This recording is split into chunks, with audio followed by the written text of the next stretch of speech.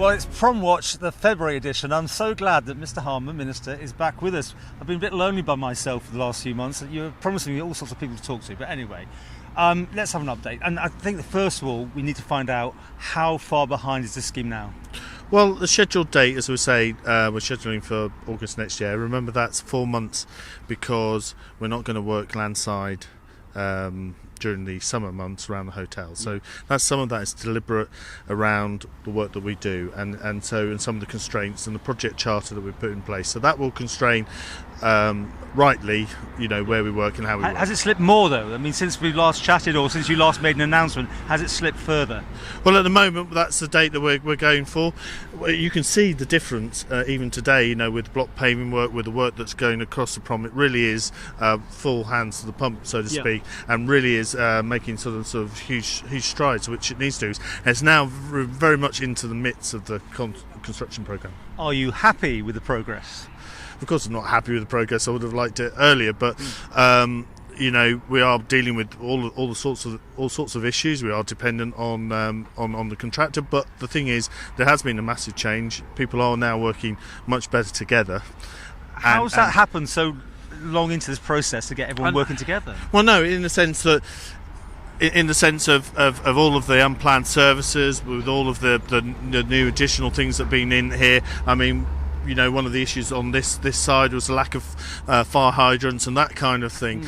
All of those sort of issues have been addressed, and it's really full steam ahead. And I think it's quite incredible because TT's just around the corner, and this area, and as you can see further down, is being completed and needs to be complete by TT.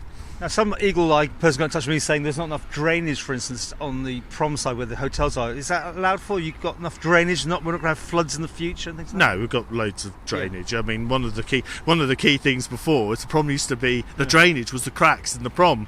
I mean, it's easy to forget, but that's why we only tarmacked. We only tarmacked part of it. It's because literally the prom itself was the drainage system. So you've got a lot of exciting things happening here. You see a lot of the paving going down. Then we get down into and Church Road gets reopened at the end of the week. We're then moving obviously into the central area around the Culture Quarter this summer. The northern end of the prom, not much will happen over the summer, and then it's back landside on the northern end of the prom. So you'll see some really sort of big shifts in work.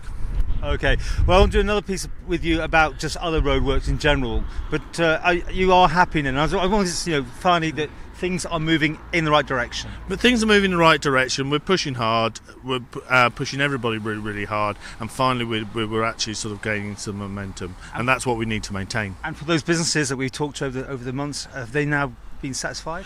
Well, I think we've got a number of schemes. DfE have brought in a number of schemes. Treasury have been fantastic in supporting that. Regeneration, the £50,000 grant potential, 6,000 grant, the 2,000 grant, all those things. It's a monitoring picture. I don't think everything is solved by an absolutely long way, but it's continually working together, continually working through issues as we're finding them, and actually making this dream happen.